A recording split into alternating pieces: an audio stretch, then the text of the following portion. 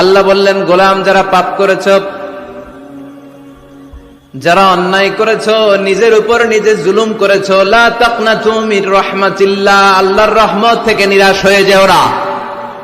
লা তাইআসু মির রাউহিল্লাহ, আল্লাহর রহমত থেকে নিরাশ হবে না। ইন্নাহু লা ইয়াইআসু মির রাউহিল্লাহি ইল্লাল কওমুল কাফিরুন, কাফের মুশরিক ছাড়া কেউ আল্লাহর রহমত থেকে নিরাশ হয় না।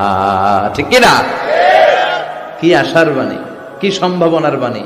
নিরাশ হয়েও না, হতাশ হয়েও না, ভরসা রাখো কার উপর? আপনি কত পাপ করেছেন, কত নামাজ ছাড়ছেন, আপনি কত মিথ্যা বলছেন, কত জুলুম করছেন, কত ওজনে কম দিয়েছেন, কত সুদ খেয়েছেন, কত ঘুষ খেয়েছেন। আপনার পাপ যত বড় হোক, আল্লাহর দয়া ক্ষমার মহাসাগর তার চেয়েও বড়।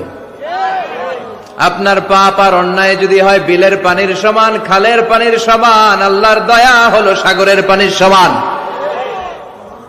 আপনার পাপ আর অন্যায় যদি হয় সাগরের পানির সমান, আমার আল্লাহর দয়া আর ভালোবাসা হলো মহাসাগরের পানির সমান। আপনার পাপ আর অন্যায় যদি হয় বড় বড় পাহাড়ের সমান, আল্লাহর দয়া হলো আকাশের সমান। ঠিক কিনা?